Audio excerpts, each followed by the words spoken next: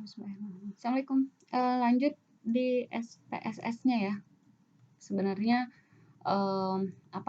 SPSS ini sejenis saja dengan software sebelumnya yang udah kita pelajarin, cuman ada beberapa sedikit perbedaan aja bahasanya.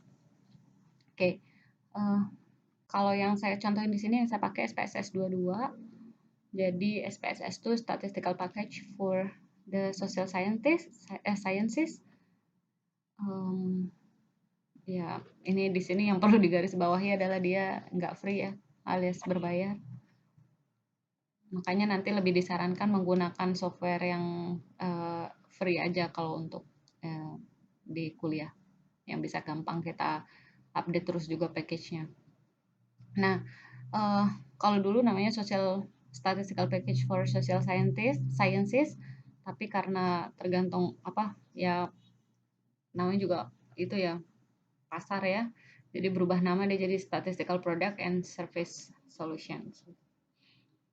Jadi sama dengan software sebelumnya, jadi SPSS ini dia provide advanced statistical analysis, untuk analisis statistik yang advance, tingkat tinggi.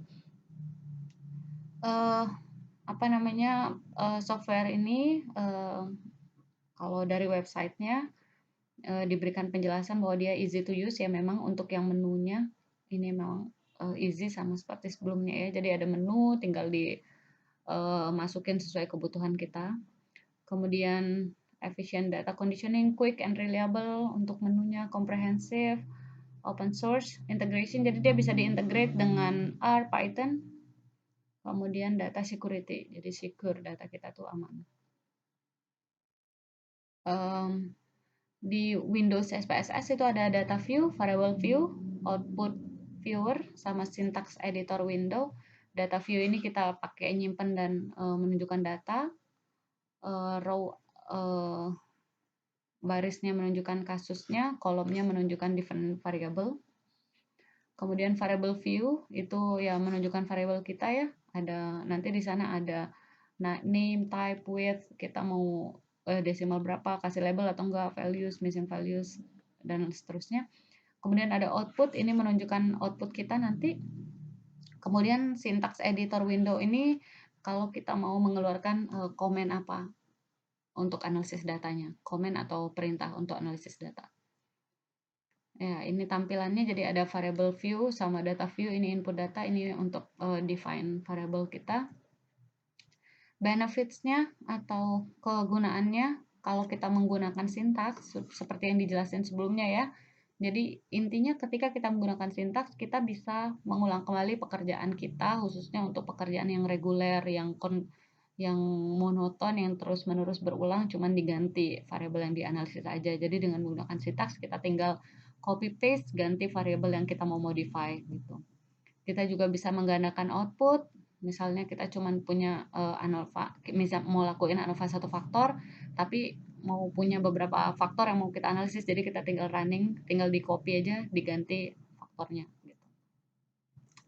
Menyederhanakan tugas berulang, ya ini udah kita bahas sebelumnya ya.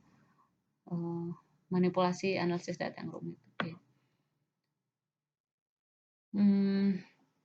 Ya ini seperti penjelasan sebelumnya aja ya, cuman berulang di file yang ini. Intinya kita bisa do the same, bisa menganalisis hal yang sama berulang-ulang dalam waktu yang cepat gitu, dengan cara yang cepat.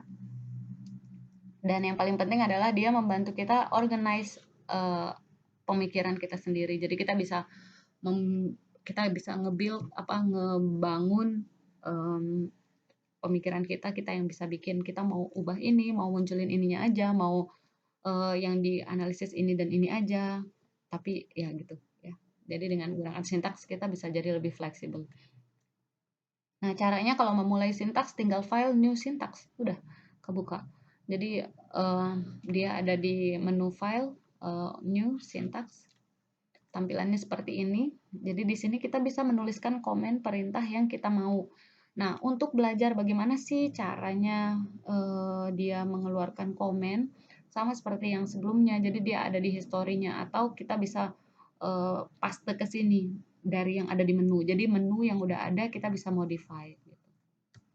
Misal kita mau pakai statistik deskriptif, ini ada di GUI-nya ya, di menunya.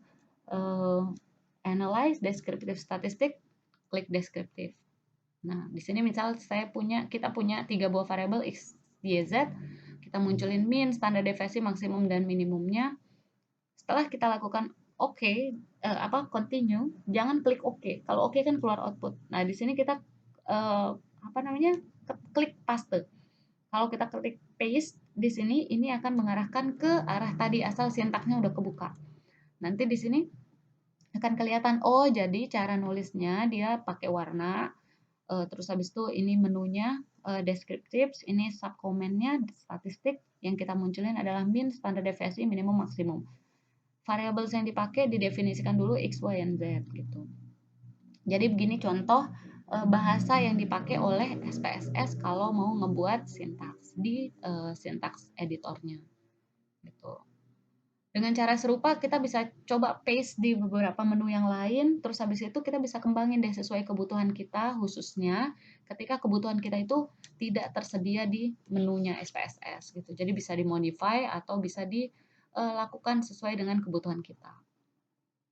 Contoh, saya punya tadi X, Y, and Z itu 3 data, sederhananya cuma untuk contoh aja.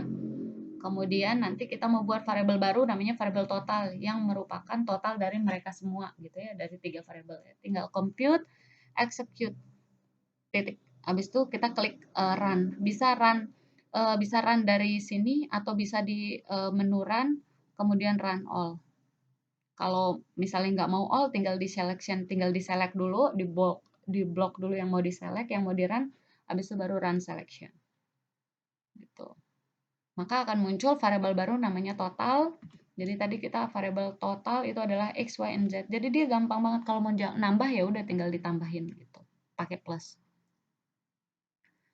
Kemudian kalau misalnya kita mau beri kode ulang pada data variabel Y disimpan di dalam variabel baru, kita namain ini Y new misalnya. Jadi kalau kita pakai tanda bintang sama kayak software sebelumnya ya. Jadi di sini bintang ini menunjukkan komentar, jadi nggak akan di-run sama dia. Recode ini memberikan kode ulang, misalnya Y yang 200, Y yang 2 diganti 200, 1 ganti 50, dimasukin ke dalam Y new, variabel baru. Maka akan muncul variabel baru. Yang 2 diganti dengan 100, yang 1 diganti pakai 50. Tuh. Apalagi? Contoh bikin tabel distribusi frekuensi, tinggal pakai frek dari X. Terus titik. Terus running keluar di hasil di jendela output atau output window-nya. Dapatlah frekuensi dari si X. Kemudian nanti misalnya ini contoh sederhana aja, misalnya kita kan kalau pakai menu ya, frekuensi X, klik frekuensi, analyze, descriptive frequencies gitu. Nanti saya mau yang Y juga, analyze, descriptive, itu kan berulang dan ambil takes time gitu ya, sehingga kita bisa menggunakan sintak ini, tinggal kita copy, tinggal diganti deh variabel X, Y, Z gitu. Salah satu contoh kegunaan efisiensi waktu menggunakan sintaks. Gitu. Terus misalnya kita mau buat korelasi persen antara 3 variabel Y new, Y, dan Z gitu ya.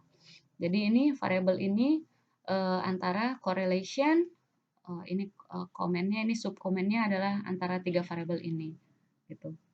Maka keluarlah hasil 3 variabel ini dibuat dalam bentuk korelasi yang dikalkulasi semua gitu ya. Nah, sekarang permasalahannya misal gimana kalau kita mau hitung itu cuman antara Y dan Y new dengan Z gitu. Jadi kita buat modifikasinya. Jadi kita antara si Y new dengan Y dengan Z gitu. Maka hasil yang keluar adalah Y new dengan Y terhadap Z. Nggak keluar semua dia gitu. Itu contoh modifikasi yang bisa kita lakukan. Jadi kita tinggal tambahin width, berubahlah hasilnya gitu. Ya. Jadi notes-nya adalah karakter, mau huruf besar huruf kecil itu nggak ngaruh kalau di sini. Setiap komen harus diakhiri dot atau titik. Terus untuk kasih komentar tinggal dikasihin bintang, diakhiri dot. Jadi bintang diakhiri dot, maka apapun yang ada dalamnya adalah komentar yang tidak akan kena run. Tuh. Nah, ini contoh ya, gimana nanti kalau mau ngimport data, labeling, statistik yang lain, apa aja yang bisa dikembangin. Nah, ini bisa kita apa namanya modify, bisa kita explore sendiri. Silakan bisa dicoba. Di SPSS itu udah ada helpnya juga. Jadi saya udah di sini kita awalan aja pendahuluan sampai kita dapat. Nanti sisanya eksplornya ya sejauh mana kalian bisa mengeksplor aja gitu. Sesuai kebutuhan nanti kita. Apakah kita butuh modifikasi, apakah kita butuh mengembangkan apa gitu. Ya. Jangan males coba-coba, make mistake but learn from them. Sangat. Assalamualaikum. Intinya coba-coba.